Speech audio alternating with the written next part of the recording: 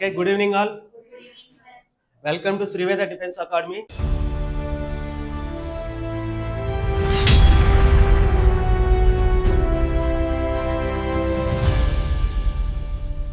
Daily current affairs లో భాగంగా మనం ఈరోజు 14 జూలై కరెంట్ అఫైర్స్ డిస్కస్ చేసుకున్నామా. సో చూడండి, ఇంటర్నేషనల్ కరెంట్ అఫైర్స్.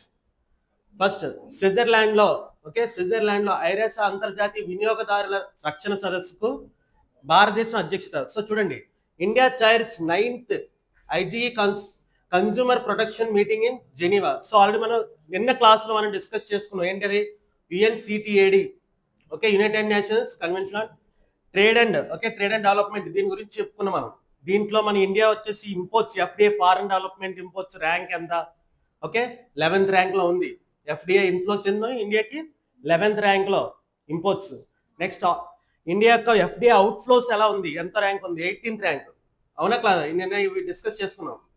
సో అందులో మనం యుఎన్సిటిఏడి గురించి కూడా చెప్పుకున్నాం. సో దానికి ఎక్కడ జరిగింది? స్విట్జర్లాండ్ లో జెనీవా నగరం వేదికగా జరిగిన దగ్గర ఇండియా చైర్మన్షిప్.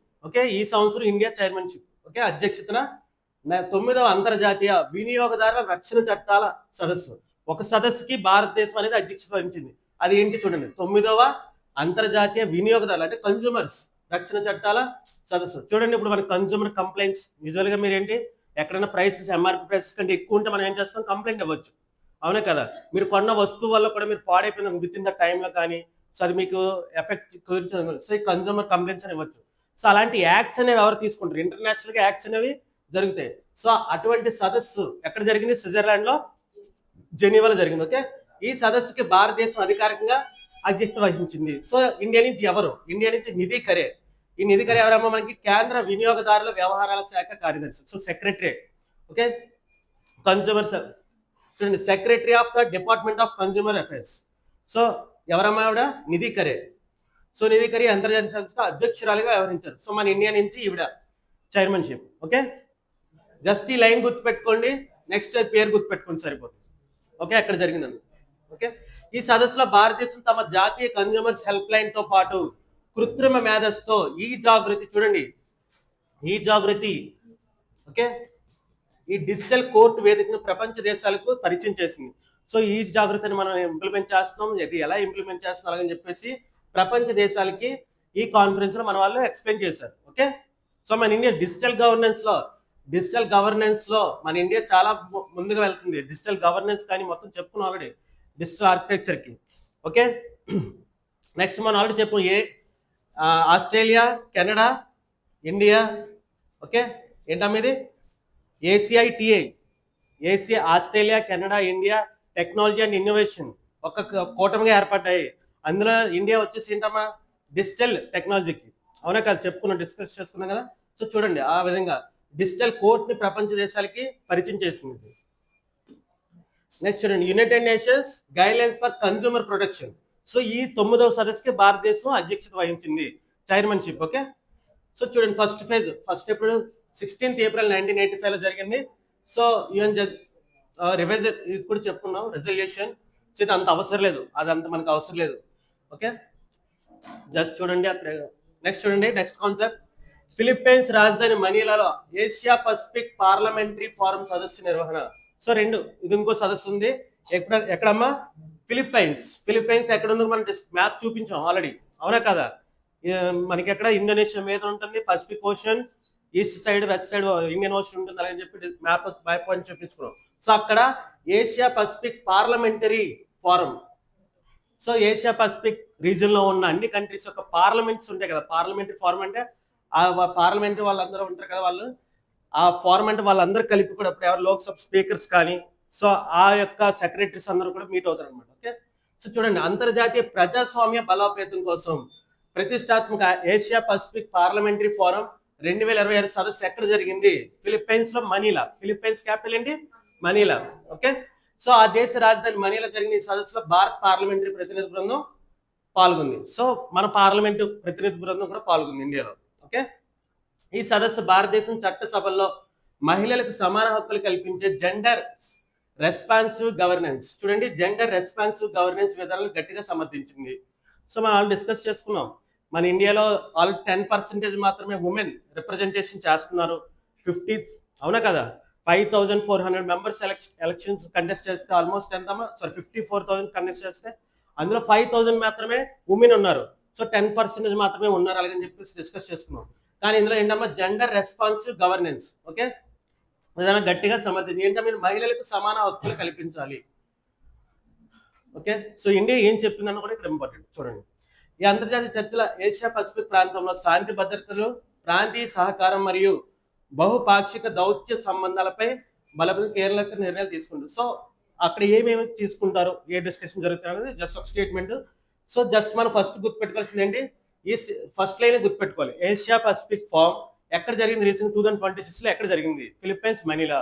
సో ఇండియా నుంచి ఓకే, ఇండియన్స్ ఏదైతే ఏ విధానాన్ని గట్టిగా సమర్థించారంటే జెండర్ రెస్పాన్సివ్ గవర్నెన్స్. ఈ 2 పాయింట్లు సరిపోతుంది, అయిపోయినట్టు. ఓకే, నెక్స్ట్ చూడండి, ఏషియా పసిఫిక్ పార్లమెంటరీ ఫామ్ 1993లో ఫామ్ అయింది. ఓకే, సో టోక్యో డిక్లరేషన్ ద్వారా ఈ ఫామ్ అయింది. నెక్స్ట్ మొత్తం ఎన్ని కంట్రీస్ అమ్మా, 28 రీజనల్ కంట్రీస్ ఉన్నాయి. ఇందులో India, United states, China, Japan ఇవన్నీ కూడా మనకి డెవలప్డ్ కంట్రీస్ ఉన్నాయి. చూడండి, కెనడా, ఇండోనేషియా ఇవన్నీ కూడా. సో ఇండోనేషియా క్యాపిటల్ వచ్చేసి ఏం చెప్పాం మనం, జకార్తా. ఓకే, రీసెంట్ గా ఇండోనేషియాకి మోడీ గారు వెళ్ళారు, ఇవన్నీ డిస్కస్ చేసుకున్నాం. ఓకే, సో ఇండోనేషియా జకార్తా వచ్చేసి వాటర్ టెంపరేచర్స్ రైజ్ అవడం వల్ల జకార్తా అనేది మునిగిపోబోతుంది. సో జకార్తా మునిగిపోతుంది కాబట్టి నుసంతరా అనే ఒక క్యాపిటల్ కొత్తగా నిర్మించుకుంటున్నారు వాళ్ళు, ఇండోనేషియా. ఓకే, ఇండోనేషియా కొత్త క్యాపిటల్ ఏంటమ్మా, నుసంతరా. సో జకార్తా అనేది కొన్ని సంవత్సరాల్లో మేము మునిగిపోవచ్చు దగ్గరికి, సో వాటర్ రైజెస్ వల్ల. ఓకే, ఇది కూడా ఇంపార్టెంట్. నెక్స్ట్ ఫిలిప్పైన్స్ కరెన్సీ ఏంటమ్మా, peso. Okay, next national current affairs. New Delhi వాణిజ్య భవనంలో చూడండి 13వ ఐటీగా అంతర్జాతీయ సదస్సు నిర్వహణ. ఒక్కొక్కసారి చూడండి, భారతదేశంలో ఆసియా దేశాలతో సముద్ర వాణిజ్యాన్ని పెంచే లక్ష్యంతో 13వ Asia India trade in goods agreement. AITG ఏంటమ్మా, ఏషియా ఇండియా చూడండి, ఏంటి Asia India trade in goods agreement సంయుక్త కమిటీ సదస్సుకు ఆతిథ్యం ఇచ్చింది. ఓకే, సో జస్ట్ ఇవన్నీ సమ్మిట్స్ జరిగినాయి, అది ఎక్కడ జరిగిందని గుర్తుపెట్టుకోండి, దేని గురించి అంతే. రెండు పాయింట్లు. ఈ ప్రతిష్టాత్మక అంతర్జాతీయ సదస్సు దేశ రాజధాని ఢిల్లీలో వాణిజ్య భవన్ వేదికగా జరిగింది. ఈ ఆర్థిక చర్చలో ఆసియా కమిషన్ మొత్తం 10 సభ్య దేశాలు, ఓకే, ఏషియన్ మనకు ఎన్నమ్మా 10 సభ్య దేశాలు ప్రతినిధులు పాల్గొన్నారు. సో చూడండి ఒకసారి, 2010 నాటి ఫ్రీ ట్రేడ్ అగ్రిమెంట్ సవరణ భారత్ తయారీ రంగానికి పోతాం. సో చూడండి ఒకసారి, అంటే ఇవన్నీ కూడా ఈ 10 ఏషియన్ కంట్రీస్ కూడా మనకి ఏమో ఫ్రీ ట్రేడ్ అగ్రిమెంట్ ఉంది. సో మనకి డాలర్స్ అనేవి ఇన్వాల్వ్ అవ్వకూడదు, జస్ట్ మనం లోకల్ కరెన్సీస్ ఎక్స్చేంజ్ అవ్వాలి, ఇలాంటివన్నీ కూడా ఉన్నాయి. సో చూడండి, సాంకేతిక పరిభాష ఇది భారత్ మరియు ఏషియా కూటమి మధ్య వస్తువుల మార్పిడి నియంత్రించే అధికారిక ఫ్రీ ట్రేడ్ అగ్రిమెంట్ 2010లో కుదిరింది. ఓకే, ఈ చారిత్రక వాణిజ్య ఒప్పందం గత 2009 ఆగస్టు 13 సంతకం చేయగా 2010 జనవరి 1 నుంచి కూడా అమల్లోకి వచ్చింది. సో మనం ఆల్రెడీ ఇంతకుముందు ఎఫ్టీఎస్ గురించి కూడా డిస్కస్ చేసుకున్నాం. సో ఈ రోజు నుంచి, ఓకే, ఈ రోజు డేట్ అంతా మనకి చెప్పాలంటే జూలై 15 కదా. సో ఈ రోజు నుంచి మనకి యూకే యొక్క ఎఫ్టీఏ మనకి అమల్లోకి వస్తుంది. మన ఓకే, ఇంగ్లాండ్తో మనకి అమల్లోకి వస్తుంది. ఏంటమ్మా, మనకి లగ్జరీ కార్లపై మీద 100% నుంచి 10% ట్యాక్స్ తగ్గుతుంది. ఓకే, ఇవన్నీ డిస్కస్ చేసుకున్నాం మనం ఆల్రెడీ సెన్స్ మీద. ఓకే, ఎఫ్టీఏ అమల్లోకి వస్తుంది ఏ కంట్రీ యూకేతో ఈ రోజు నుంచి. ఓకే, సో ఇది ఎప్పుడు 2010 జనవరి 1 నుంచి అమల్లోకి వచ్చింది. సో పాత నిబంధనలు సవరించారు. సో అప్పుడున్న రూల్స్ అని సవరించి వ్యాపారులకు మరింత సులభమైన మరియు పారదర్శకమైన విధానాలు ఒకే తాటిపై తీసుకొచ్చారు.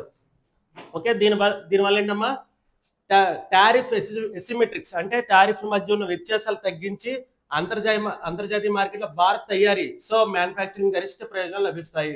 సో ఈ సమ్మిట్ గురించి జస్ట్ గుర్తుపెట్టుకోండి. నెక్స్ట్ చూడండి, Association of South East Asian Nations ఎప్పుడమ్మా 1967లో ఫామ్ అయింది. ఎక్కడ హెడ్ క్వార్టర్స్ వచ్చేసి జకార్తా. ఓకే, సో కంట్రీస్ కూడా చూడండి ఏమేంటి ఉన్నాయి, ఏషియన్ కంట్రీస్. ఓకే, నెక్స్ట్ చూడండి GI tag. Okay, GI tag వచ్చింది మళ్ళీ న్యూస్ లో రీసెంట్గా. ఏంటమ్మా, హర్యానా పండ్ల రంగానికి తొలిగారు సిర్సా కిన్నో అలాగని చెప్పి ఒక జిఐ ట్యాగ్ వచ్చింది. సో మనం రీసెంట్ గా డిస్కస్ చేసుకున్నాం. మన 2025 సంవత్సరానికి మొత్తం టోటల్ గా 825 జిఏ ట్యాక్స్ వచ్చినాయి. సారీ, ఓవరాల్ గా ఇప్పటి వరకు 825, 125 అరౌండ్ 125 వచ్చేసి 1 year లో వచ్చినాయి అని చెప్పి డిస్కస్ చేసుకున్నాం కదా నిన్న క్లాస్ లోనే అవన్నీ చెప్పుకోం. సో అందులో మళ్ళీ ఇంకోటి వచ్చింది, హర్యానాలో వచ్చేసి సిర్సా కినో అనే ఒక ఫ్రూట్. సో జిఏ ట్యాగ్ అని యూజువల్ గా అక్కడ ఉండే వంటలకు కానివ్వచ్చు, ఫ్రూట్స్కి ఇవ్వచ్చు. ఓకే, నెక్స్ట్ హ్యాండ్ క్రాఫ్ట్స్, హస్తకళలకి. సో ఇలా ప్రతి రంగంలో వాళ్ళు ఏదైతే అక్కడ ఫేమస్ అవుతుందో వాటన్నిటికి కూడా ఇవ్వచ్చు, అవునా కదా. సో హర్యానాలో సిర్సా జిల్లాలో, సో సిర్సా అనే డిస్ట్రిక్ట్ లో పండే ప్రసిద్ధ సిర్సా కినో అనే నారింజ రకం పండు. సో నారింజ రకం పండు ఇది. సో అధికారికంగా జిఏ ట్యాగ్ లభించింది. ప్రతిష్టాత్మక గుర్తింపు హర్యానా రాష్ట్రం నుంచి జిఏ ట్యాగ్ దక్కించుకున్న మొట్టమొదటి ఫ్రూట్. సో హర్యానా నుంచి ఫస్ట్ ఫ్రూట్ ఏంటంటే సిర్సా కినో. ఇది రికార్డు సృష్టించింది. శీతాకాలంలో 0 degrees కనీస చలిని మరియు వేసవిలో 40 degrees గరిష్ట వేడిని సైతం తట్టుకోగలదు. సో ఈ సీడ్ చూడండి, ఈ నారింజ అనేది చలికాలంలో అంటే 0 degrees టెంపరేచర్స్ అలాగే 40 degrees టెంపరేచర్ కూడా తట్టుకోగలుగుతుంది. ఓకే, సో వృక్ష శాస్త్రంలో కింగ్ మరియు విల్లో లీఫ్ ఆఫ్ మ్యాండరిన్ రకాలను సంగ్రహం చేసి తెచ్చిన హైబ్రిడ్ సిట్రస్ ఫ్రూట్ ఇది. ఓకే, ఇదేంటమ్మా hybrid citrus fruit. Okay, so దానివల్ల ఏమవుతుంది చూడండి, ఇది ఇక్కడ యూజువల్ గా మనకి లో టెంపరేచర్స్, హై టెంపరేచర్ రెండింటిని కూడా తట్టుకోగలుగుతుంది. ఓకే, ఇన్ కేస్ మనం ఇప్పుడు ఆ ప్రాంతంలో ఎటువంటి ఎండాకాలంలో వింటర్ వేసుకోవచ్చు వాళ్ళు. ఓకే, నెక్స్ట్ చూడండి మన జిఏ ట్యాగ్ గురించి. జిఏ ట్యాగ్ అంటే ఏంటమ్మా geographical indication. Okay, so act ఎప్పుడు 1999. ఓకే, సో ఎవరు ఏ మినిస్టర్ అండర్లో ఉంటుంది? Minister of commerce and industries Piyush Goyal garu. So registry, GI registry ఎక్కడుందమ్మా? Headquarters Chennai. Okay, so చాలా సార్లు రిపీట్ చేసుకుందాం, గుర్తుపెట్టుకోండి. ఫస్ట్ జిఏ ట్యాగ్ వచ్చిన ప్రోడక్ట్ ఏంటి? డార్జిలింగ్ టీ 2004లో. ఇంప్లిమెంట్ ఎప్పుడు? 2003 సెప్టెంబర్ నుంచి. 2003 సెప్టెంబర్ నుంచి ఇంప్లిమెంట్ స్టార్ట్ అయింది. సో మన ఇండియాలో ఇప్పటి వరకు 825 జిఏ ట్యాగ్స్ అనేవి వచ్చినాయి ఇప్పటి వరకు కూడా. సో మన టార్గెట్ ఏం పెట్టుకున్నాం? 2030కి 10K. ఓకే ఓకే, నెక్స్ట్ చూడండి, పొరుగున పంజాబ్ రాష్ట్రంలో ఈ కింద పండు అత్యంత ఆదరణతో పండ్ల రాజు, కింగ్ ఆఫ్ ఫ్రూట్స్ అని పిలుస్తారండి. ఓకే, సో ఇదంతా దాని గురించి. ఈ పండ్ల తొక్కల నుంచి తీసే సుగంధ తైలం, సౌందర్య సాధన అంటే కాస్మెటిక్స్ పరిశ్రమలో విరివిగా వాడబడుతుంది. సో ఆ పల్ప్, ఇది సారీ తొక్క ఉంటుంది కదా, అది కూడా మనకి ఇక్కడ ఏంటమ్మా కాస్మెటిక్స్ లో యూజ్ చేస్తారు. నెక్స్ట్ భారతదేశంలో పంజాబ్, హర్యానా, రాజస్థాన్, మధ్యప్రదేశ్, హిమాచల్ ప్రదేశ్, జమ్మూ కాశ్మీర్ లో సాగు చేయబడుతుంది. కానీ ఇది ఏ స్టేట్ నుంచి వచ్చింది? మనకి హర్యానా. సో హర్యానాలో ఇది మనకి ఇండికేట్, ఇవన్నీ స్టేట్ లో ఉంది కానీ హర్యానాలో మనకి జిఏ ట్యాగ్ హర్యానాలో వచ్చింది. ఓకే, నెక్స్ట్ చూడండి, ఇదంతా మనం ఆల్రెడీ చెప్పుకున్నాము. Next Asian development bank Chennai మౌలిక వసతుల కొరకే 1920 కోట్ల రుణ సహాయం. So Asian development bank ADB. So మనకు వరల్డ్ బ్యాంక్ ఎలా ఉంటుంది? ఓకే, వరల్డ్ బ్యాంక్ ఎలా ఉంటుంది? Next new development bank, bricks bank, ఇవన్నీ ఉన్నాయి కదా. సో ఏషియన్ డెవలప్మెంట్ బ్యాంక్ కూడా మనకి 1966లో ఫామ్ అయిందమ్మా. 1966లో ఫామ్ అయింది. సో 69 దేశాలు ఉన్నాయి. ఏషియన్ డెవలప్మెంట్ బ్యాంక్ మొత్తం 69 దేశాలు ఉన్నాయి. అందులో Asian countries, Indian Ocean, next Pacific region లో ఉన్న కంట్రీస్, ఇవన్నీ కూడా ఇందులో యాడ్ అయి ఉన్నాయి. ఓకే, ఆఫ్టర్ వరల్డ్ బ్యాంక్ చెప్పాలంటే ఏషియన్ డెవలప్మెంట్ బ్యాంక్ పెద్దది. Okay, and next IMF guidelines కూడా వర్క్ చేస్తుంది, ఐఎంఎఫ్ అండర్ లో ఉంటుంది. నెక్స్ట్ ఇంకేంటి? Affiliated to IMF, Asian development Bank affiliated to IMF. Next 69వ దేశం. సో 2024లో, ఓకే 2024లో ఇజ్రాయెల్ జాయిన్ అయింది. So ADB, Asian development Bank లో 69 దేశాలు అంటే 69వ దేశం అంటే రీసెంట్ గా జాయిన్ అయింది ఏంటి? Israel. Okay, so Asian development bank వచ్చేసి మన ఇండియాలో ఉన్న చెన్నైకి మౌలిక వసతులు అంటే ఏంటమ్మా? మనకి వాటర్ ఫెసిలిటీస్, మెయిన్ ఎస్పెషల్లీ ఏంటమ్మా చెన్నై వాటర్ ఫెసిలిటీస్ కోసం అలాగని చెప్పి ఎంత అమౌంట్ ఇచ్చింది? 230 million loan. Okay, US dollars. Okay, 230 million US dollars అనేది లోన్ ఇచ్చింది ఏడిబి. ఎవరికి? చెన్నైకి ఏంటమ్మా? వాటర్ గురించి. ఓకే, ఒకసారి చూడండి, అంతర్జాతీయ ఆర్థిక సంస్థ. So Asian development bank Chennai నగర అభివృద్ధి కొరకు $230 మిలియన్ భారీ రుణాన్ని అధికారికంగా ఆమోదించింది. ఓకే, సో భారత కరెన్సీ పోలిస్తే ఈ అంతర్జాతీయ సహాయం, సో ఇండియాలో చూడండి యుఎస్ డాలర్స్ 1920 కోట్ల రూపాయలు. సో ఈవెన్ కొన్ని చూడండి, మీకు ఏమైనా ప్రాజెక్ట్స్, ఏమైనా బ్రిడ్జెస్ కట్టాలన్నా, రిజర్వాయర్స్ కట్టాలన్నా కూడా ఏషియన్ డెవలప్మెంట్ బ్యాంక్ కూడా లోన్ ఇస్తుంది. ఓకే, సో ఈ భారీ Chennai water supply and sanitation modernization project పనుల కొరకై ఖర్చు చేయనున్నారు. సో చూడండి, మీరు ఆల్రెడీ లాస్ట్ టైం చెన్నైలో వరదలు వచ్చినప్పుడు చాలా బాగా బీభత్సం జరిగింది, ఒక 4 years బ్యాక్ 3 years బ్యాక్, అవునా కదా? సో అక్కడ ఫ్లడ్స్ వస్తే చాలా ఇదిగా జరిగింది. అప్పుడు అక్కడ ఉన్న మూవీ అసోసియేషన్ వాళ్ళు వీళ్ళందరూ కూడా సపోర్ట్ తీసుకుని చేశారు. సో వాటర్ ఉంటే ఒకటి, అలాగే స్కార్సిటీ, కొన్ని ఏరియాస్ అసలు వాటర్ ఉండదు. ఓకే, సో అలాంటి వాటి గురించి చూడండి. Chennai water supply and sanitation modernization. Okay, next అండి, ఈ మెగా అర్బన్ ప్రాజెక్ట్ నగరంలో తాగునీటి భద్రతను, భూగర్భ డ్రైనేజ్ వ్యవస్థను, సో మెయిన్ చూడండి శానిటేషన్ కదా, భూగర్భ డ్రైనేజ్ వ్యవస్థను కూడా అత్యాధునిక సాంకేతికత విస్తరిస్తుంది. సో ఇది అప్పుడు జరిగిన ఇన్సిడెంట్, ఒక 4 years బ్యాక్ జరిగిన ఇన్సిడెంట్. చెన్నై వరదలు చాలా విపరీతంగా జరిగినాయి. ఆ టైంలో ఉన్న తర్వాత ఇప్పుడు ఇవన్నిటిని మోడర్నైజ్ చేయాలని చెప్పేసి ఈ ప్రాజెక్ట్ ఉంది. ఓకే, సో ఈ సంస్థల కేంద్ర ప్రభుత్వ ప్రతిష్టాత్మక సంస్థల మిషన్ అమృత్.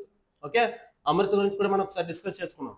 ఓకే, సో మరియు అర్బన్ ఛాలెంజ్ ఫండ్ నిబంధనలకు అనుగుణంగా సాగుతున్నాయి. నెక్స్ట్ చూడండి, 1966లో Asian development Bank headquarters వచ్చేసి మనీలా, ఫిలిప్పైన్స్ క్యాపిటల్ మనీలాలోనే ఉంది. ఓకే, నెక్స్ట్ చూడండి, ప్రెసిడెంట్ చూడండి, మసాటో కాండా జపాన్కి చెందిన వ్యక్తి అమ్మ ఇతను. ఈయన జపాన్కి చెందిన వాళ్ళు. ఓకే, ప్రెసిడెంట్, ఆయన ప్రెసిడెంట్. నెక్స్ట్ టోటల్ మెంబర్స్ ఏమో 69. ఓకే, సో వీళ్ళు ఏషియన్ డెవలప్మెంట్ కోర్ మిషన్ ఏంటంటే promote inclusive, resilient and sustainable economic infrastructure across Asia Pacific boundaries. So ఎక్కువగా మనకి ఇక్కడ వాళ్ళు ఫోకస్ చేసేది ఏంటమ్మా, Asia Pacific boundaries. Okay,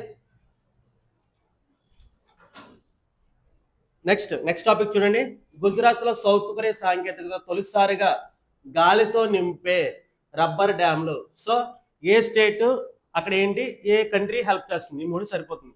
okay, ఈ టాపిక్ లో చూడండి, గుజరాత్ ప్రభుత్వం నీటి నిల్వ సామర్థ్యాన్ని పెంచేందుకు తమ రాష్ట్ర చరిత్రలో మొట్టమొదటిసారిగా గాలితో నింపే 2 రబ్బర్ డ్యామ్లు నిర్మాణం చేపట్టింది. సో చూడండి ఎలా ఉంటది రబ్బర్ డ్యామ్ అంటే, మనకు జస్ట్ సైకిల్ ట్యూబ్ ఉంటది కదా, సైకిల్ ట్యూబ్ ఫ్లాట్ కి పెట్టేసిన తర్వాత ఎయిర్ పంప్ చేస్తే ఏమవుతుంది, ట్యూబ్ ఎక్స్పాండ్ అవుతుంది కదా. సో అలా జస్ట్ ఇలా ఎక్స్పాండ్ అవుతుంది అనమాట. మనకు కావాలనుకున్నప్పుడు ఎయిర్ తో మనం రెగ్యులేట్ చేస్తారు, ఎయిర్ ని రెగ్యులేట్ చేసి వాటర్ ఫ్లోని కూడా మనం కంట్రోల్ చేయొచ్చు. ఓకే, సో ఈ వినూత్ ప్రాజెక్ట్ చోటా ఉదయపూర్ జిల్లాలో గల హేరెన్ నదిపై, ఏ నదిపై అమ్మా, హేరెన్ నదిపై, మరి తాపీ జిల్లాలో అంబికా నదిపై నిర్మిస్తున్నారు. ఓకే, సో మనకు అంత డీప్ గా అడగకపోవచ్చు, మనకు మోస్ట్ అవుట్లైన్స్ వస్తే ఇదో ఈ హెడ్డింగ్ లోనే సరిపోతుంది మనకి. నెక్స్ట్ ఒకవేళ అడిగితే కనుక ఏ నదులపై అంటే హేరెన్ నదిపై, తాపీ జిల్లాపై. ఓకే, తాపీ జిల్లా. ఇవన్నీ సెంట్రల్ గవర్నమెంట్ ఎగ్జామ్స్ కి ఇంత డీప్ గా అడగచ్చు, మన స్టేట్ గవర్నమెంట్ వరకు అయితే ఇక్కడ తాగిపోద్ది. ఓకే, నెక్స్ట్ పర్యావరణ అనుకూలమైన ఈ జల వసతులు అంతర్జాతీయ ఎవరమ్మా, South Korea. So South Korea engineering సాంకేతికతో నిర్మించడం విశేషం. మన ఆంధ్రాలో కూడా ఉంది రబ్బర్ డ్యామ్, ఐడియా ఉంది ఎవరికైనా? మన ఆంధ్రాలో రబ్బర్ డ్యామ్ ఎక్కడ ఉంది? జంజావతి. ఓకే, విజయనగరం జిల్లా జంజావతి రబ్బర్ డ్యామ్ ఉంది. ఓకే, ఇంపార్టెంట్, అది ఎప్పుడో నిర్మించారు మనకి. నెక్స్ట్ చూడండి, ఈ రబ్బర్ డ్యామ్ అనేది నదికి అడ్డంగా అమర్చబడే ఒక నమ్యమైన rubber bag. Okay, so whatever script చూడండి, దీన్ని గాలి లేదా నీరు నింపడం ద్వారా నీటిని నిల్వ చేస్తారు. సో వాటర్ కూడా నింపొచ్చు. ఓకే, గాలి లేదా నీరు నింపడం ద్వారా నీటిని నిల్వ చేస్తారు. సో నదికి భారీగా వరదలు వచ్చినప్పుడు ఈ రబ్బర్ బ్యాగ్ లో ఉన్న గాలిని వెంటనే విడుదల చేయడం చాలా ఫాస్ట్ గా, నీరు మరియు నది ఇసుక స్లిట్ ఎటువంటి అడ్డంకి లేకుండా ఫ్రీగా కొట్టుకుపోతాయి. సో యూజువల్ ప్రాబ్లం ఏమవుతుంది మనకి, సో ఈ రబ్బర్ డ్యామ్ వల్ల బెనిఫిట్ ఏముంది చూడండి, మెయిన్ ఇది నది ఇసుక. సో నార్మల్ గా ఉన్న రిజర్వాయర్లకి దీనికి ఉన్నది ఏంటమ్మా, ఇదే మెయిన్ బెనిఫిట్. నది ఇసుక అనేది ఏమవుతుంది, ఇక్కడ ఎటువంటి అట్లా లేకుండా ఫ్రీగా కొట్టుకెళ్ళిపోద్ది. ఇన్ కేసు మనకి ఇప్పుడు చూడండి, మనకి శ్రీశైలం కానీ నాగార్జున సాగర్ గేట్స్ ఉన్నాయి, అవునా కదా, కాంక్రీట్ తో కట్టిన కన్స్ట్రక్షన్ అంతా కాంక్రీట్ తో కట్టింది. సో అలాంటప్పుడు గేట్ లిఫ్ట్ చేస్తే ఓన్లీ వాటర్ వెళ్తుంది. అక్కడ ఏదైతే స్లిట్ అంటారు, ఓకే, ఈ స్లిట్ ఏమవుతుంది అంటే అక్కడ ఫిక్స్ అయిపోతుంది అనమాట. మళ్ళీ వన్స్ వాటర్ లెవెల్స్ తగ్గిన తర్వాత అక్కడ మనకి వెళ్ళి సిల్ట్ మొత్తం తీయించిన తర్వాత, మాన్యువల్గా తీయాలి జేసీబీస్ తో కానీ, అలా తీయించిన తర్వాతే అక్కడ డ్యామ్ కెపాసిటీ పెరుగుతుంది అంతవరకు, లేదా డ్యామ్ కెపాసిటీ తగ్గిపోతూ ఉంటుంది అదంతా. సో అలాంటి ఇష్యూ అనేది ఇక్కడ ఉండదు. ఓకే, సో ఈ రబ్బర్ డ్యామ్ వల్ల బెనిఫిట్ అది. నెక్స్ట్ చోటా ఉదయపూర్లో రాజ్ వాసన్ రబ్బర్ డ్యామ్ మరియు పనులు 75% ముగిగా 2027 సెప్టెంబర్ నాటికి సో ఇది కంప్లీట్ అవుతుంది.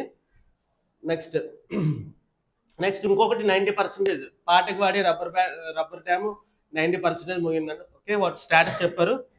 సో జస్ట్ గుజరాత్ ఒక స్టాట్స్ చూడండి, క్యాపిటల్ వచ్చేసి ఏంటమ్మా, Gandhinagar. Chief minister, Gujarat chief minister Bhupendra Patel. So already మనం ఇది కూడా డిస్కస్ చేస్తున్నాం 4 స్టేట్స్ సబ్మిట్ చేయడం. ఓకే, నెక్స్ట్ సిట్టింగ్ గవర్నర్ ఎవరు? ఆచార్య దేవ్రత్. ఓకే, నెక్స్ట్ చూడండి, గ్రామీణ మహిళా సంఘాల కొరకే దేశవ్యాప్తంగా Lok OS. Okay, Lok OS digital platform విస్తరణ. ఇది ఆల్రెడీ ఇంతకు ముందే ఉంది. లోక్ ఓఎస్ అనేది ఇంతకు ముందే ఆల్మోస్ట్ ఒక 5 years 6 years ముందు నుంచి ఉంది, 2018 అనుకుంటా. ఓకే, అరౌండ్ అప్పటి నుంచి ఉంది. లోక్ అంటే ఏంటమ్మా? ప్రజలు. ఓఎస్ అంటే ఆపరేటింగ్ సిస్టమ్. సో మీకు డ్వాక్రా సంఘం ప్రతి ఊర్లో కూడా యానిమేటర్స్ ఉంటారు, అంటే సిఏలు, వివోఏ, ఇంకా చెప్పాలంటే వివోఏ. ఓకే, సో వీళ్ళ దగ్గర ఈ లోక్ ఓఎస్ అలాగే యాప్ ఉంటుంది. సో యాప్ లో ఏం చేస్తారు, ప్రతి ఒక్కల మహిళ యొక్క ప్రొఫైల్ మొత్తం కూడా వాళ్ళు ఎప్పుడు జాయిన్ అయ్యారు ఏంటి అలాగని చెప్పేసి డ్వాక్రా సంఘం మెయిన్ ఎస్పెషల్లీ డ్వాక్రా వాళ్ళ కోసం. ఓకే, ఇంకా చెప్పాలంటే SHS, self help groups. Okay, ఒకసారి చూడండి, కేంద్ర గ్రామీణాభివృద్ధి శాఖ దేశంలో స్వయం సహాయక సంఘాలు. ఓకే, మీకు డ్వాక్రా అని అంటారు యూజువల్గా అందరూ కూడా నానుడిగా, వాళ్ళని ఏమంటారు అసలు యాక్చువల్గా? Self help groups. ఓకే, స్వయం సహాయక సంఘాలు అంటాం వాళ్ళందరూ కూడా. సో ఇన్ కేస్ చూస్తే మీ మదరో లేదా మీ యొక్క రిలేటివ్స్ ఎవరో ఒకరు ఉండొచ్చు డ్వాక్రా గ్రూప్ లో. సో వాటిని ఏమంటారు? ఎస్హెచ్జిస్ అంటాం, సెల్ఫ్ హెల్ప్ గ్రూప్స్ అంటారు. ఓకే, సో వాటి యొక్క విధులను డిజిటలైజ్ చేసేందుకు లోక్ ఓఎస్ ఇంపార్టెంట్ ప్లాట్ఫామ్ ని దేశవ్యాప్తంగా అధికారికంగా విస్తరించింది. ఇంతకుముందు కొన్ని దగ్గర ఉండేది, ఇప్పుడు మొత్తం చూడండి. ఈ వినూత్న సాఫ్ట్వేర్ మహిళా సంఘాల యొక్క మరియు కమ్యూనిటీ ఆధారిత సంస్థల సిపిఓస్ ఆర్థిక లావాదేవీలను ఆన్లైన్ చేస్తుంది. సో వాళ్ళు ఎంత లోన్ తీసుకున్నారు, ఎంత అమౌంట్ కట్టారు, ఇంకా ఎంత పెండింగ్ ఉంది, సో ఏ పర్పస్ లో తీసుకుని, ఇవన్నీ కూడా ఆన్లైన్ చేస్తుంది ఏంటమ్మా? లోక్ ఓఎస్. ఓకే, ఈ డిజిటల్ అప్లికేషన్ పేరు లోక్ అంటే ప్రజలు, ఓఎస్ అంటే ఆపరేటింగ్ సిస్టమ్ అని అర్థం. ఓకే, నెక్స్ట్ ఈ అత్యాధునిక సాఫ్ట్వేర్ ప్లాట్ఫామ్ కేంద్ర ప్రభుత్వ ప్రతిష్టాత్మక okay Deen Dayal Antyodaya Yojana. Okay, NRM, national rural livelihood machine. So ఇవన్నీ కూడా మీకు ఎకానమీలో వస్తాయి. ఎన్ఆర్ఎల్ఎం అంటే ఏంటి? National rural livelihood mission. Okay, so ఇది ఏంటంటే మనకి డ్వాక్రా సంఘంలో వాళ్ళకి ఉన్న మిషన్స్ అనమాట ఇవన్నీ కూడా. సో ఆ యాప్ ఆ విధులు పాటిస్తుంది. ఓకే, పథకం కింద నిర్మించబడింది. సో ఏ పథకం అంటే డిఏవై ఎన్ఆర్ఎల్ఎం, నాట్ డిఎంఆ. ఇది తెలుగులో అలా వచ్చింది కానీ దేనేం కాదు. నెక్స్ట్ చూడండి, ఈ మొబైల్ యాప్ ద్వారా క్షేత్రస్థాయిలో మహిళా సంఘాలు మీటింగులు, పొదుపులు, బ్యాంక్ రుణాలు మరియు రికార్డులు ఆన్లైన్లో తనిఖీ చేయవచ్చు. సో కంప్లీట్ గా ఆన్లైన్ లో ఉంటుంది, వాళ్ళు డిస్ప్లే చేశారు అంతే. దాని పేరు లోక్ ఓఎస్. సో పాత కాగిత పుస్తక లెడ్జర్ స్థానంలో వచ్చిన ఈ యాప్ విధుల్లో ట్రాన్స్పరెన్సీ, నెక్స్ట్ డిజిటల్ గవర్నెన్స్ గరిష్టంగా పెంచుతుంది. సో స్క్రిప్ట్ చూడండి. నెక్స్ట్ చూడండి, దీన్ దయాల్ అంత్యోదయ. ఓకే, ఇదే డిఏవై అంటే Deen Dayal Antyodaya Yojana, NRLM, national rural livelihood mission. Okay, so original launch ఎప్పుడు 2013లోని ఇది లాంచ్ చేశారు. ఓకే, నెక్స్ట్ చూడండి, ministry of rural development managed under cabinet minister Shivraj Singh Chouhan. Okay, rural development ఎవరమ్మా? శివరాజ్ సింగ్ చౌహాన్. సో మన యొక్క విబిజీ రామ్జీ స్కీము ఏ మినిస్ట్రీ అండర్లో ఉంటుంది అని. Okay, rural development. Okay, important చూసుకోండి. విబిజీ రామ్జీ స్కీమ్ వచ్చేసి రూరల్ డెవలప్మెంట్ లో ఉంటుంది. ఓకే, నెక్స్ట్ చూడండి, సో రూరల్ పూర్ ఉమెన్ కి వీళ్ళందరూ కూడా జస్ట్ సెల్ఫ్ హెల్ప్ గ్రూప్స్ ఇవన్నీ కూడా చెప్తామా.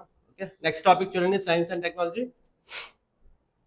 అంతరిక్ష పరిశోధనల సంచలనం 25 కాంతి సంవత్సరాల దూరంలో భూమిని పోలిన జీజే ఓకే 3378b గుర్తింపు. సో ఇవన్నీ లైట్ ఇయర్ అంటే ఐడియా ఉంది ఎవరికైనా? లైట్ 1 year లో ఎంత డిస్టెన్స్ అయితే ట్రావెల్ చేయగలుగుతుందో సో దాన్ని లైట్ ఇయర్ అంటాం. సో అలాంటి 25 light years దూరంలో జీజే 3378b అనే ఒక గ్రహం ఉంది. అది ఎగ్జాక్ట్ గా భూమిని పోలి ఉంది. సో అక్కడ మేబీ అక్కడ ఎవరైనా మనుషులు ఉండొచ్చు అని కూడా అంచనా ఉంది. ఓకే, సో ఇది ఎక్సో ప్లానెట్. సో మీకు జాగ్రఫీలో చెప్తారు ఎక్సో ప్లానెట్ ఏంటి, ఇన్నో ప్లానెట్ అంటే మన సౌర కుటుంబం అవతల ఉన్న ప్లానెట్స్ అని ఎక్సో ప్లానెట్స్ అంటాం. ఓకే, ఖగోళ శాస్త్రవేత్తలు అంతరిక్షంలో భూమిని పోలిన పరిణామంతో కూడిన సో మన భూమి ఎంతైతే సైజు ఉందో ఆ పరిణామంతో ఉంది. నెక్స్ట్ దీనికి నేమ్ వచ్చేసి జీజే 3378b అని పెట్టారు. ఈ వింత గ్రహం ఆకాశంలో గల క్యామిలో పార్టెలిస్ అనే నక్షత్ర మండలంలో గ్లీజ్ 3378 అనే చిన్న నక్షత్రం చుట్టూ తిరుగుతుంది. ఓకే, ఒక నక్షత్రం, ఆ గ్లీజ్ అనే నక్షత్రం ఉంది, దాని పేరు మీద బి అని పెట్టేసారు చూడండి, జీజే గ్లీజ్ 3378b. ఓకే, విశ్వంలో ఇది మన భూమికి కేవలం 25 కాంతి సంవత్సరాల దూరంలోనే ఉంది, స్వల్ప దూరం విస్తరించింది. సో ఇది ఆల్మోస్ట్ భూమి సైజులో ఉండాలని చెప్పేసి అన్నారు. నెక్స్ట్, అమెరికా కాలిఫోర్నియా విశ్వవిద్యాలయ శాస్త్రవేత్తలు రేడియో వెలాసిటీ డేటా సహాయంతో దీన్ని క్షుణ్ణంగా పరిశోధించారు. మునుపటి అంచనాల కంటే దీని బరువు తక్కువగా, భూమి కంటే 2.3 రెట్లు మాత్రమే ఎక్కువ అని తేలడం, అది వాయుగ్రహం కాదు, నెక్స్ట్ రాతి ఉపరితలం గల సూపర్ ఎర్త్, సో ఎర్త్ కు పోలి అని ధృవీకరించారు. నెక్స్ట్ చూడండి, ఈ వింత గ్రహం తమ నక్షత్రం చేరవలసిన మనుడికి వీలైన హ్యాబిటల్ జోన్. సో ఒక గ్రహం మీద జీవించడానికి ఏదైతే వాతావరణం అనుకూలంగా ఉంటుందో అవన్నీ కూడా హ్యాబిటబుల్ జోన్ ఒకేలో ఉంది, అనుకూలమైన వలయంలో ఉంది. సో మన ఎర్త్ కూడా చూడండి ఈ హ్యాబిటబుల్ జోన్ లోనే ఉంది, అంటే ఒక టెంపరేచర్స్ పర్ఫెక్ట్ గా ఉంటుంది, అవునా కదా. మీరు చూస్తే మార్స్ చూసారనుకోండి, అక్కడ డే టైం టెంపరేచర్ చాలా ఎక్కువ ఉంటుంది.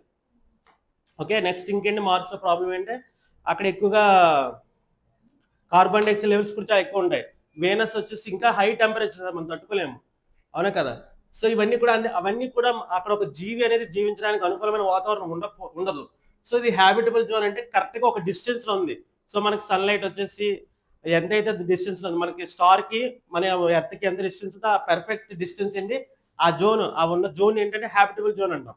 ఓకే, సో ఇది భూమికి సూర్యుడి నుంచి వచ్చే శక్తిలో 90% గ్రహిస్తుంది. సో మనం సన్లైట్ ఎంతైతే వస్తుందో అందులో 90% ఇది గ్రహిస్తుంది.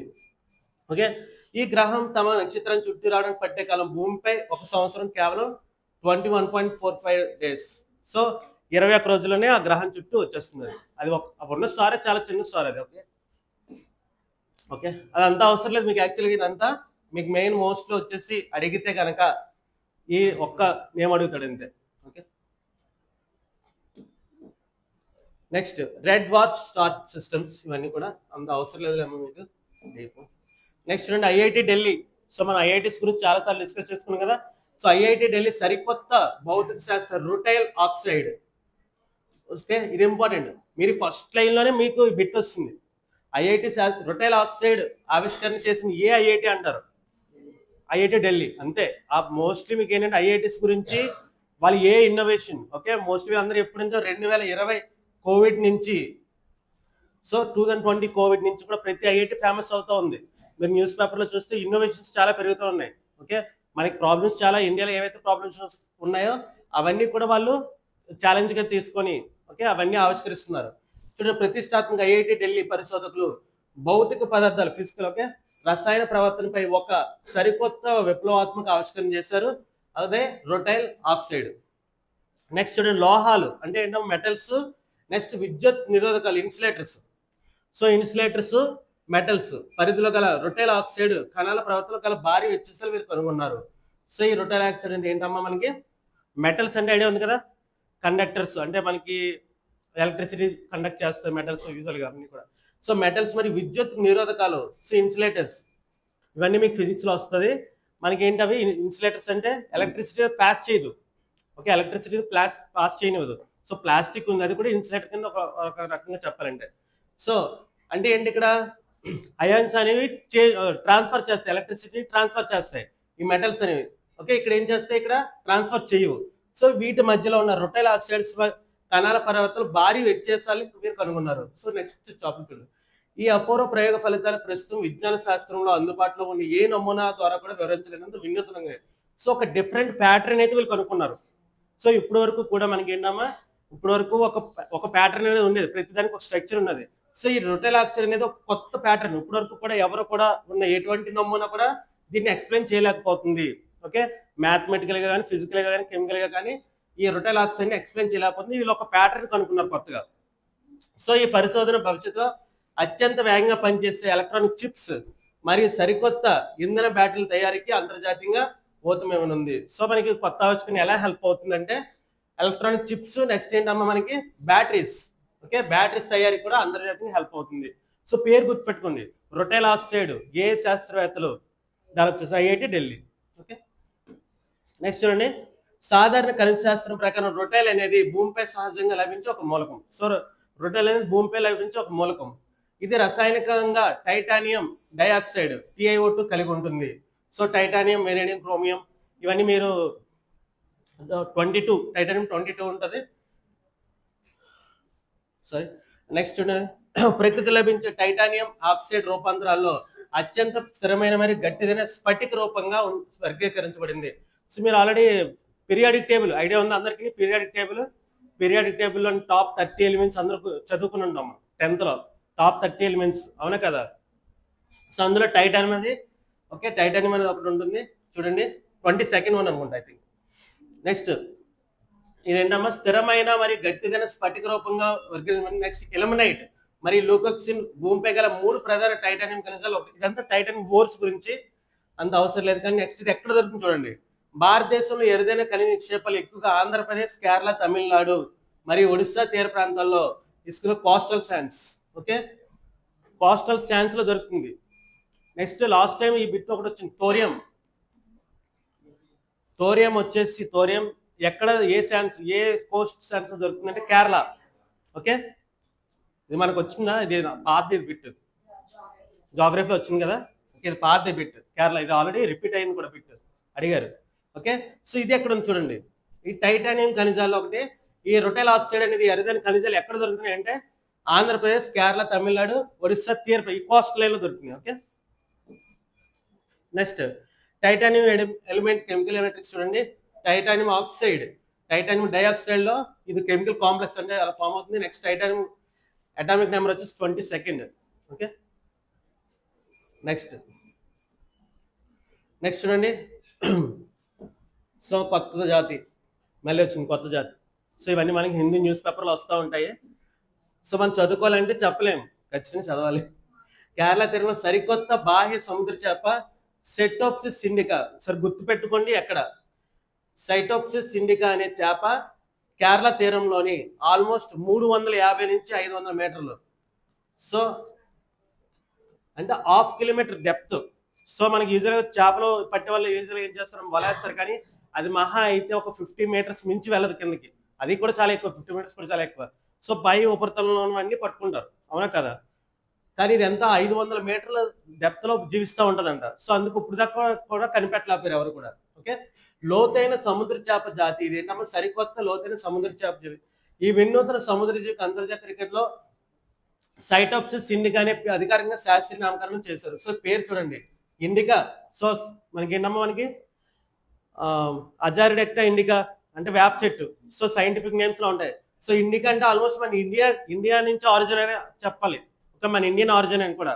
ఓకే, సో సైటోప్సిస్ ఇండికాలు అని చెప్పేసి చేప పేరు పెట్టారు. ఎక్కడ ఏతారు, కేరళలోని. ఓకే, నెక్స్ట్ సాధారణ మత్స్యకారుల వాడుక భాషలో దీనికి అత్యంత ఆధారంతో ఇండియన్ డోరీ అనే సాధారణ నామకరణం చేశారు. ఓకే, నెక్స్ట్ ఈ చేప లక్షద్వీప్, ఇంకా చెప్పాలంటే స్పెసిఫిక్ గా లక్షద్వీప్ సముద్ర తూర్పు ప్రాంతం continental slope. Okay, continental slope, abyssal మైదానం ఇవన్నీ కూడా మీకు చెప్పుకుంటారు జాగ్రఫీలో. ఓకే, సో మనకు సముద్రం నుంచి వచ్చి కొంత డిస్టెన్స్ వచ్చేసరికి ఇలా స్లోప్ ఉంటుంది. నెక్స్ట్ ఇక్కడ ప్లెయిన్స్ ఉంటాయి ఇవన్నీ కూడా. సో ఇందులో కాంటినెంటల్ స్లోప్ అయిందా మీకు ఇది జాగ్రఫీలో. ఓకే, కాంటినెంటల్ స్లోప్ లోని లభిస్తుంది. 350 నుంచి 500 మీటర్ల తీవ్రమైన లోతులో ఎంత చేపలు జీవిస్తున్నాయి ఇవన్నీ చెప్తున్నాం. నెక్స్ట్ ఎక్కడమ్మా ఈ నమూనా ఎక్కడ తీసుకున్నా, కొల్లాం జిల్లాలో శక్తి కులంగర ఫిషింగ్ హార్బర్ లో సేకరించారు. ఓకే, నెక్స్ట్ ఇది ఏం చేస్తాం, సముద్రం తట్టుకోవడానికి ప్రెజర్. సో అంత డెప్త్ లో జీవిస్తుంది కదా. ఇందులో మీరు వేల్స్ చూసారనుకోండి, వేల్స్ ఏం చేస్తే మళ్ళీ బ్రీతింగ్ కోసం పైకొచ్చి బ్రీత్ తీసుకుని మళ్ళీ వెళ్తా ఉంటాయి అవునా కదా. సో ఇది యూజువల్గా ఏంటంటే ప్రెజర్. మనం చూడండి ప్రెజర్ మన సముద్రం లోపు ఎంత డెప్త్కి వెళ్తుంటే అంత యొక్క ప్రెజర్ అనేది మన మీద పడతా ఉంటది. ఓకే, దాన్ని తట్టుకోవడం కోసం ఒక రకమైన మైనపు ద్రవం ఇది నిల్వ ఉంటుందండి దీనిలో, ఈ చేపలో. ఓకే, అందువల్ల ఇది మనుషులు తినడానికి అసలు ఏమాత్రం కూడా వీలు కాంది. ఓకే, మనుషులు తినడానికి ఎటువంటి వీలు కాంది. సో వ్యాక్సీ సబ్స్టెన్స్ అనేది ఆ చేపలో ఉంటుంది. దేనికోసం ఇది. ఓకే, నెక్స్ట్ చూడండి Central Marine Fisheries Research Institute 1947లో. ఓకే, ఎక్కడ ఉంది, కొచ్చి, కేరళ. ఇది ఇంపార్టెంట్ చూసుకోండి. Central Marine Fisheries Research Institute ఎక్కడమ్మా, కొచ్చి, కేరళలో ఉంది. ఓకే, నెక్స్ట్ ఇది ICAR Indian Council of Agriculture Research లో ఒక విభాగం. ఓకే, దానిలో భాగం. నెక్స్ట్ మనకి ఆల్రెడీ డిస్కస్ చేసుకున్నాం, డైరెక్టర్ జనరల్ ఎవరమ్మా, ఇండియన్ అగ్రికల్చర్ మంగిలా జాట్ అంటే అగ్రికల్చర్ ఫేమస్ అని కూడా చెప్పుకున్నాం కదా. ఓకే, నెక్స్ట్ చూడండి పశ్చిమ బెంగాల్లో ఇంకొకటి పశ్చిమ బెంగాల్ కొత్త బ్యాక్టీరియా గుర్తింపు. సో ఒక బ్యాక్టీరియాని కనుక్కున్నారంట ఎక్కడమ్మా, వెస్ట్ బెంగాల్. సో శ్యామ్ ప్రసాద్ ముఖర్జీ స్మరణార్థం. So Shyam Prasad Mukherjee garu okay 150 years recent గా ఆయన 150 ఇయర్స్ జయంతి జరిగిన సందర్భంగా July 6th okay July 6th ఆయన 150వ జయంతి జరిగింది శ్యామ్ ప్రసాద్ ముఖర్జీ గారిది. సో ఆ సందర్భంగా ఆ రోజు కనుక్కున్న ఈ యొక్క బ్యాక్టీరియా ఎక్కడ ఉంది, వెస్ట్ బెంగాల్లో ఉన్న బ్యాక్టీరియా. సో బ్యాక్టీరియాకి ఆయన పేరు పెట్టడం అలాగని చెప్పేసి అనుకోవచ్చు. సమ్ బ్యాక్టీరియాస్ మంచివి, ఒక మంచి బ్యాక్టీరియా కాబట్టి దీనికి ఆయన పేరు కూడా పెట్టారు, ఇందులో యాడ్ చేశారు. ఓకే ఆ రోజు కనుక్కున్నారు. సో శ్యామ్ ప్రసాద్ ముఖర్జీ గారి పేరు యాడ్ చేశారు కాబట్టి. సో శ్యామ్ ప్రసాద్ ముఖర్జీ అంటే ఐడియా ఉంది ఎవరికన్నా? ఓకే భారత జనసంఘ్ స్థాపించింది ఎవరు? 1951లో. మీకు హిస్టరీలో వస్తుంది మోడర్న్. ఓకే నెక్స్ట్ ఆర్ఎస్ఎస్ కి ఫౌండేషన్ ఇవన్నీ కూడా శ్యామ్ ప్రసాద్ ముఖర్జీ గారే ఉంది. ఫస్ట్ ఇండస్ట్రీస్ శాఖ మీకు ఏంటంటే నెహ్రూ గారు నెక్స్ట్ ఏంటమ్మా ఈ శ్యామ్ ప్రసాద్ ముఖర్జీ గారు కూడా ఏంటంటే ముందు కలిసే ఉంటారు. క్విట్ ఇండియా మూవ్మెంట్ లో వీళ్ళిద్దరు కూడా ఫైట్ చేశారు. ఓకే క్విట్ ఇండియా మూవ్మెంట్ లో వీళ్ళిద్దరు ఫైట్ చేశారు. తర్వాత లియాఖత్ ఓకే 1950లో ఒక ప్యాక్ట్ జరిగింది, లియాఖత్ నెహ్రూ ప్యాక్ట్ అలాగని చెప్పేసి ఒక ప్యాక్ట్ జరిగింది. లియాఖత్ అలాగంటే పాకిస్తాన్ యొక్క ఫస్ట్ ప్రైమ్ మినిస్టర్. మనకి నెహ్రూ ఎలాగో అలాగే పాకిస్తాన్ కి లియాఖత్ అలీ. ఆ లియాఖత్ నెహ్రూ ప్యాక్ట్ జరిగినప్పుడు 1950లో ఏమైందంటే సో అది ఎంత మైనారిటీస్ కి సంరక్షణగా ఉందన్నమాట. ఆ ప్యాక్ట్ లో ఏంటంటే మైనారిటీస్ మనం రక్షించుకోవాలి, ఆ రిఫ్యూజెస్ కి ఏవైతే ఆస్తులు ఉన్నాయో అవన్నీ కూడా తీసుకోవాలి అలాగని చెప్పేసి ఆ ప్యాక్ట్లు అన్నీ ఉన్నాయి. సో అది ఇండియాకి చాలా చాలా చాలా అన్యాయం జరిగింది. ఆ ప్యాక్ట్ ప్రకారం చెప్పాలంటే ఇండియాకి ఉన్న మైనారిటీ ఏవైతే మెజారిటీస్ మన ఇండియాలో చూడండి, ఇప్పుడు 15% మైనారిటీస్ ఇప్పటికి సేఫ్ గా ఉన్నారో, పాకిస్తాన్ లో ఉన్న మనకి ఎప్పుడైతే స్టేట్ డివైడ్ అయిపోయినప్పుడు ఇండియా పాకిస్తాన్ కి డివైడ్ అయినప్పుడు ఆల్మోస్ట్ 20% 25% ఉన్న హిందూస్ ఇప్పటికి 2% కూడా లేరు, 2% కంటే తక్కువే ఉన్నారు. సో ఎందుకు అక్కడ మైనారిటీస్ యొక్క యాక్షన్ ఫామ్ అవ్వలేదు. సో లియాఖత్ అలీ ప్యాక్ట్ కి మన వాళ్ళు బాగా బైండ్ అయి ఉన్నారు. ఇప్పటికీ బాగా మైనారిటీస్ యొక్క రక్షణలో మనకి ఆర్టికల్స్ కూడా ఉన్నాయి కదా మైనారిటీస్ రిలేటెడ్, ఇవన్నీ మనం బాగా పాటించాలి. సో అప్పుడు శ్యామ్ ప్రసాద్ ముఖర్జీ గారికి యాక్చువల్లీ నచ్చలేదు, మీరు తీసుకున్న ఒప్పందం అనేది మాకు అసలు నచ్చలేదు అలాగని చెప్పేసి హిందూ జనసంఘ్ అలాగని చెప్పేసి 1951లో ఆయన ఒక సెపరేట్ పార్టీ పెట్టుకున్నారు. ఓకే సెపరేట్ పార్టీ పెట్టుకుని ఆయన ఒక మినిస్టర్ గా గెలిచారు యాక్చువల్గా. ఓకే ఒక ఎంపీగా గెలిచిన తర్వాత ఇక్కడ కాంగ్రెస్ లో నెహ్రూ గారు ఉన్నారు. So Shyam Prasad Mukherjee opposition party అయినా కానీ ఆయనకి ఇండస్ట్రీస్ మినిస్టర్ ఇచ్చారు. యూజువల్ గా ఆపోజిట్ పార్టీలోనో ఎవరికి కూడా ఎవరు కదా, కానీ ఎందుకు 1942లో వీళ్ళు క్విట్ ఇండియా మూవ్మెంట్ లో కలిసి పనిచేశారు. ఆయన అంటే నెహ్రూ గారు కూడా ఇష్టమే. ఓకే కాకపోతే వాళ్ళ యొక్క ఏవైతే భావజాలాలు ఉన్నాయో అవన్నీ కూడా నచ్చలేదు, విరుద్ధంగా ఉన్నాయి. కానీ వ్యక్తిగతంగా వాళ్ళ ఇష్టమే. ఆయన క్యాబ్ అలాగని చెప్పేసి మన first industries minister Shyam Prasad Mukherjee garu. Okay so ఆయన యొక్క హిస్టరీ మీకు అంతా తెలుస్తుంటే ఒకసారి చూడండి. సో వెస్ట్ బెంగాల్లో రాయ్గంజ్, ఓకే వెస్ట్ బెంగాల్ ఎక్కడ రాయ్గంజ్ విశ్వవిద్యాలయం శాస్త్రవేత్తలు మట్టిలో దాగి ఉన్న ఒక సరికొత్త బ్యాక్టీరియాని విజయవంతంగా కనుక్కున్నారు. సో ఈ నూతన సూక్ష్మజీవి అధికారిక అంతర్జాతీయ రికార్డులో మైక్రోమోనోస్పారా. ఓకే ఇంపార్టెంట్ చూడండి, ఎందుకంటే శ్యామ్ ప్రసాద్ గారు పేరు యాడ్ చేశారు కాబట్టి. అందులో ఇప్పుడున్న గవర్నమెంట్ ఏంటమ్మా బీజేపీ. ఈ బీజేపీకి ఆదిగా వచ్చిన ఓకే జనసంఘ్. ఓకే ఈ బీజేపీకి ఆది Shri Shyam Prasad Mukherjee garu. Okay so micromonospora Shyam Prasad important, ఇది ఇంపార్టెంట్ అని పేరు పెట్టారు.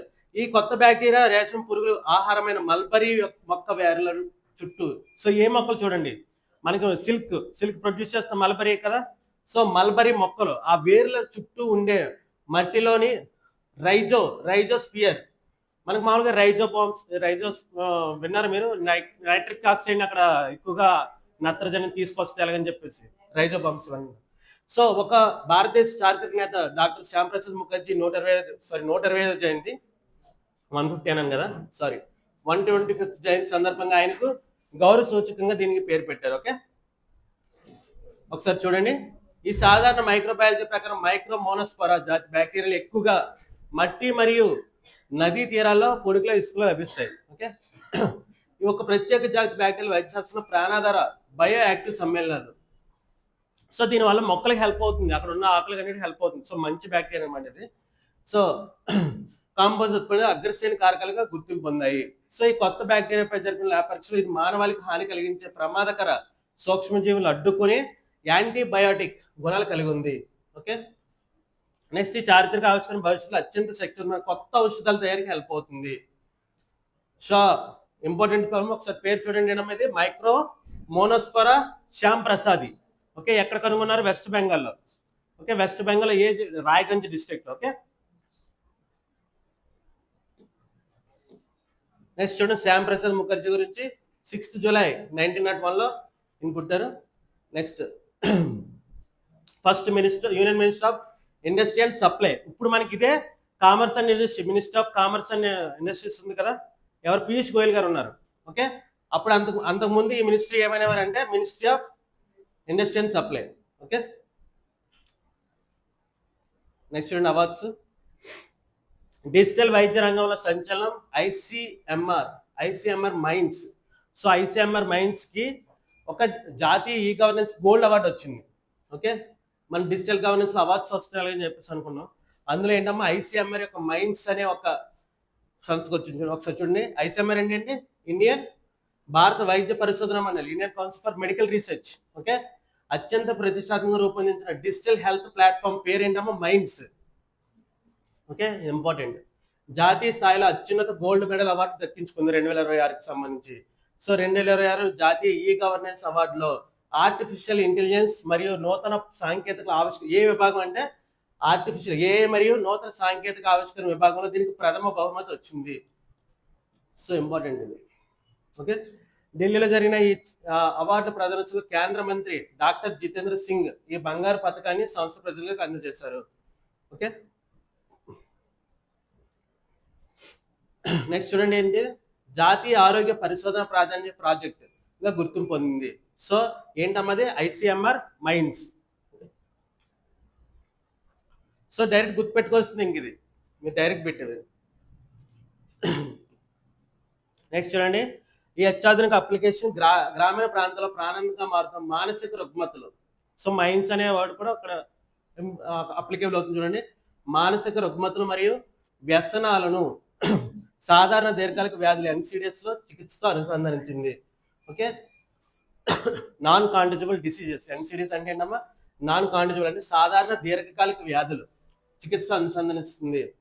దీనిలో ప్రత్యేక software clinical decision support system CDSS artificial intelligence సహాయంతో ఆశా కార్యకర్తలకు డిజిటల్ గైడ్ గా వర్క్ చేస్తుంది.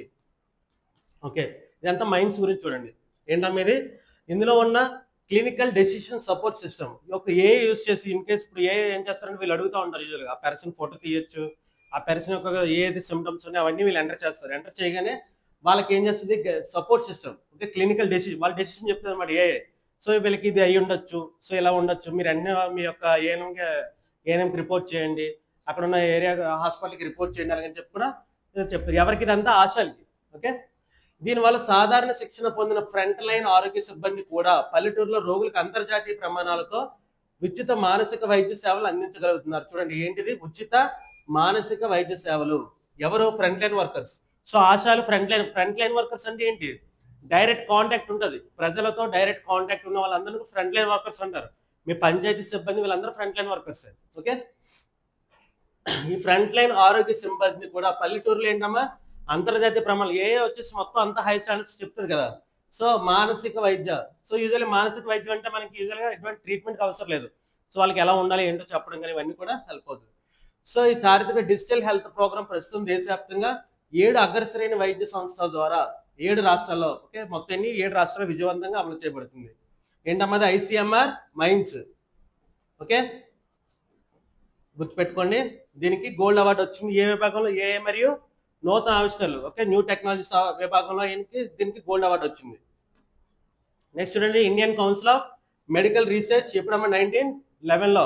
ఓకే, నెక్స్ట్ న్యూఢిల్లీలోని. నెక్స్ట్ డైరెక్టర్ జనరల్ ఎవరు ప్రకటించిన? రాజీవ్ బాల్. ఓకే, ఏ మినిస్టర్లో ఉంటుంది? Minister of health and family welfare. ఎవరు? Minister of health and family welfare JP Nadda garu. Okay, next చూడండి, అమెరికాలో నీతా అంబానీ ఖరీదైన గౌరవం API humanitarian award. So Nita Ambani Mukesh Ambani garu భార్య అవునా కదా. సో ఈవిడికి అమెరికాలో వచ్చేసి ఒక అవార్డు ఇచ్చారు. అదేంటమ్మా? ఏపిఐ హ్యూమనిటేరియన్ అవార్డు. సో వీళ్ళ ఒక రిలయన్స్ ఫౌండేషన్ కి ఈవిడ హెడ్, రిలయన్స్ ఫౌండేషన్ అని చెప్పేసి హెడ్. సో దానిలో చేసిన వాళ్ళ సేవలు గుర్తించి అవార్డు ఇచ్చారు. ఓకే, సో రిలయన్స్ ఫౌండేషన్ వ్యవస్థాపకురాలు మరియు చైర్పర్సన్ నీతా అంబానీ అమెరికాలో ప్రతిష్టాత్మక ఏఏపిఐ హ్యూమనిటేరియన్ అవార్డును అందుకున్నారు. ఇంపార్టెంట్. ఓకే, ఈ అంతర్జాతీయ అవార్డు ఇప్పుడు అమెరికా ప్రసిద్ధ నగరం ఫ్లోరిడా మేయర్ ఆమెకు అత్యంత గౌరవ సూచంగా key to the city of Tampa అనే తాళం చెవిని కూడా ఇచ్చారు. సో అవార్డుతో పాటు key to the city of Tampa అనే ఒక తాళం చెవిని కూడా ఆవిడకి అందించారంట. ప్రపంచవ్యాప్తంగా ఉచిత వైద్యం, గ్రామీణ విద్యా వృద్ధి, క్రీడలు మరియు భారతీయ కళలు సంరక్షణకు ఆమె చేసిన అపూర్వ సేవలకు గాను ఈ అంతర్జాతీయ పురస్కారం లభించాయి. సో ఆవిడ ఏంటి ఒక మెడికల్ గా కానీ ఇవన్నీ కూడా చేశారండి. ఓకే, అమెరికాలో గల Association of Physicians of India. So AIP అంటే అబ్రివేషన్ చూడండి, Association of Physicians of Indian origin. Okay, Indian origin, physicians of Indian origin చూడండి, physicians of Indian origin AIP అంటే చూడండి ఒకసారి అబ్రివేషన్ చూడండి. అందులో 44th వార్షిక శాస్త్రీయ మహోత్సవంలో ఎదుపై అవార్డు ఇచ్చారు. ఓకే, ఈ హ్యూమనిటేరియన్ అవార్డు సదరు సంస్థ అందించే అత్యున్నత పౌర పురస్కారం కావడం విశేషం. సో ఒక అమెరికాలో మన ఇండియన్ ఆరిజిన్ సంబంధించి ఎవరైతే సేవలు చేస్తారో వాళ్ళందరూ కూడా అవార్డ్స్ ఇస్తున్నారు. ఓకే, సో అంతర్జాతీయ గౌరవ ప్రపంచవ్యాప్తంగా వెనుకబడిన వర్గాల కోసం రిలయన్స్ ఫౌండేషన్ చేస్తున్న సామాజిక సేవా కార్యక్రమాల యొక్క ప్రభావం చాటి చెప్తుంది. సో అంత స్క్రిప్ట్ సో చూడండి. ఓకే, ఎప్పుడు ఫామ్ అయిందండి? ఇది 1982. ఓకే, నెక్స్ట్ ఎక్కడ ఉంది? ఇల్లినాయిస్, అమెరికా యుఎస్ ఇల్లినాయిస్ ఓక్ బ్రూక్, ఇక్కడే హెడ్ క్వార్టర్స్. ఇదంతా అవసరం లేదు, జస్ట్ మీరు ఫస్ట్ ఇక్కడ అవార్డ్స్ లో ఇప్పుడు కూడా మీరు ఏం చేస్తారంటే ఎవరు ఏ పర్సన్ కి ఏ అవార్డు వచ్చింది, ఏ విభాగం, ఈ 3 చూసుకుని సరిపోద్ది మీరు అవార్డ్స్ లో. ఓకే, ఇన్ కేస్ అదే అవార్డ్స్ వచ్చేసి మనకి కొంచెం రీసెంట్ గా ఏంటమ్మా మనకి ఇంటర్నేషనల్ బుక్కర్ ప్రైజ్. సో ఏ అవార్డుగా మారింది? International Booker prize. International Booker prize 10 years పాటు బుచ్మ్యాన్ ఫిలాంథ్రఫిస్ట్. ఓకే, బుచ్మ్యాన్ ఫిలాంథ్రఫిస్ట్ తో సంస్థ 10 ఇయర్స్ పాటు ఒక ఒప్పందం కుదుర్చుకుంది. సో బుచ్మ్యాన్ ఇంటర్నేషనల్ ప్రైజ్ కింద మారింది అని చెప్పుకున్నాం కదా. సో ఇలాంటప్పుడు మనం ఏం చేయాలి? అక్కడ స్టేట్మెంట్స్ చూడాలి. అవి 10 ఇయర్స్ పాటు ఏ సంస్థ ఒప్పందం కుదుర్చుకుంది, ఏ విభాగం ఇస్తుంది, వారి ప్రైజ్ మనీ డబల్ అయిందా లేదా, అవునా కదా. ట్రాన్స్లేటర్ కి ఎవరైతే మనకి ఖచ్చితంగా ఇంగ్లీష్ లో ట్రాన్స్లేట్ అవ్వాలి, ఆ రాసిన నవల అనేది బుక్ అనేది ఖచ్చితంగా ఇంగ్లీష్ లో ట్రాన్స్లేట్. అలాంటి ప్రైజెస్ వచ్చినప్పుడు మాత్రం ప్రతి స్టేట్మెంట్ కూడా చూడాలి, ఎందుకంటే అవి ఫేమస్. ఓకే, ఆ ప్రైజెస్ అనేవి ఫేమస్, గ్లోబల్ గా ఫేమస్ అయిన ప్రైజెస్ అవన్నీ. సో అప్పుడు ప్రతి స్టేట్మెంట్ చూడాలి. సో ఇలా ఇలాంటి వాటిలో మనం జస్ట్ ఏంటంటే ఆ లైన్స్ చూసి సరిపోద్ది. ఓకే, అంత డీప్ గా అవసరం లేదు. నెక్స్ట్ చూడండి రిపోర్ట్స్. నెక్స్ట్ చూడండి పాఠశాల విద్యా రంగంలో సంస్కరణలు. కేంద్ర పీజీఐ ర్యాంకింగ్స్ లో ఏపీ స్కోర్ భారీగా పెంపు. సో ఏంటంటే పీజీ అంటే performance grading index, performance grading. మనం రీసెంట్గా యూడైస్ ప్లస్ అలాగని చెప్పేసి మనం డిస్కస్ చేసుకున్నాం. యూడైస్ ప్లస్ అలాగని చెప్పేసి అవన్నీ కూడా, అవునా కదా. సో ఇది చూడండి performance grading index. So UDISE plus లో ఏంటి మనకి టీచర్స్ ఎంతమంది ఉన్నారు, కంప్లీట్ గా స్కూల్ యొక్క పర్ఫార్మెన్స్ మొత్తం అంతా ఉంటుంది, స్టూడెంట్స్ ఎంతమంది ఉన్నారు. ఓకే, ఇవన్నీ కూడా ఇక్కడ చూడండి. కేంద్ర విద్యా మంత్రిత్వ శాఖ దేశంలో పాఠశాల విద్యా ప్రమాణాలు, ఇదేంటంటే విద్యా ప్రమాణాలు. సో అక్కడ సబ్జెక్ట్స్ ఎలా చదువుతున్నారు, ఆ సబ్జెక్ట్ స్టాండర్డ్స్ ఎలా ఉన్నాయి, సో ఇవన్నీ కూడా ఇందులో పెర్ఫార్మెన్స్ గ్రేడింగ్ ఇండెక్స్ చెప్పాలంటే ప్రోగ్రెస్ రిపోర్ట్. ఓకే, ఒక ప్రోగ్రెస్ రిపోర్ట్ మొత్తం మన ఇండియా ఉన్న స్కూల్స్ అన్నిటికీ ఒక progress report. Performance grading index PGI 2.0 2025 నివేదికని విడుదల చేసింది. ఎవరు? కేంద్ర విద్యా మంత్రిత్వ శాఖ. ఎవరమ్మా? ధర్మేంద్ర ప్రధాన్. ఓకే, నెక్స్ట్ ఈ తాజా జాతీయ ఇండెక్స్ లో ఆంధ్రప్రదేశ్ తమ ఓవరాల్ స్కోర్ ని 578 నుంచి, సో మన ఏపీకి రిలేటెడ్ ఉంది. ఓకే, ఓన్లీ మన ఏపీ గురించి చెప్పాను ఇందులో నేను, ఎందుకంటే మనకి ఇదే కదా ఇంపార్టెంట్. ఓకే, ఒకసారి చూడండి. 578 నుంచి 620 పాయింట్లు పెరిగింది. సో ఈ అద్భుత స్కోర్ వృద్ధి వల్ల ఏపీ పాఠశాల విద్యాశాఖ పాత ఆకాంక్షి 1 నుంచి మెరుగైన స్థాయి ప్రత్యేక గ్రేడ్లోకి వెళ్ళింది. సో ఇదంటే ఏంటంటే వాళ్ళు గ్రేడింగ్ సిస్టమ్ పెట్టుకున్నారు. సో ఇక్కడ చూడండి పెర్ఫార్మెన్స్ గ్రేడింగ్ ఇండెక్స్. సో అంటే ఈ స్కోర్ ఉంటే ఈ గ్రేడ్ లో ఉంటుంది అలాగని చెప్పేసి. సో ఇంతకుముందు మన ఆకాంక్షి 1 అనే గ్రేడ్ లో ఉండే వాళ్ళము, ఇప్పుడు ప్రత్యేక గ్రేడ్ లోకి వెళ్ళాము. సో స్కోర్ ఎంత పెరిగింది? 620 పాయింట్ పెరగడం వల్ల. ఓకే,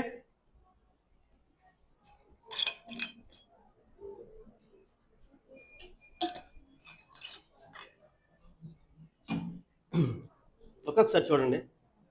అయితే స్కోర్ పెరిగినప్పటికీ మనకి ప్రాబ్లం ఏంటమ్మా, నిజమైన అభ్యాస నైపుణ్యాలలో ఏపీ ఇంకా వెనకబడి ఉంది. స్కోర్ అయితే పెరిగింది కానీ మనం చూడండి ముఖ్యంగా ఏంటమ్మా మ్యాథమెటిక్స్ అండ్ భాష లాంగ్వేజెస్ రీడింగ్ లో వెనకబడడం వల్ల ఈ విభాగానికి 240 పాయింట్లు, కానీ ఏపీ కేవలం 68 స్కోర్ మాత్రమే సాధించింది.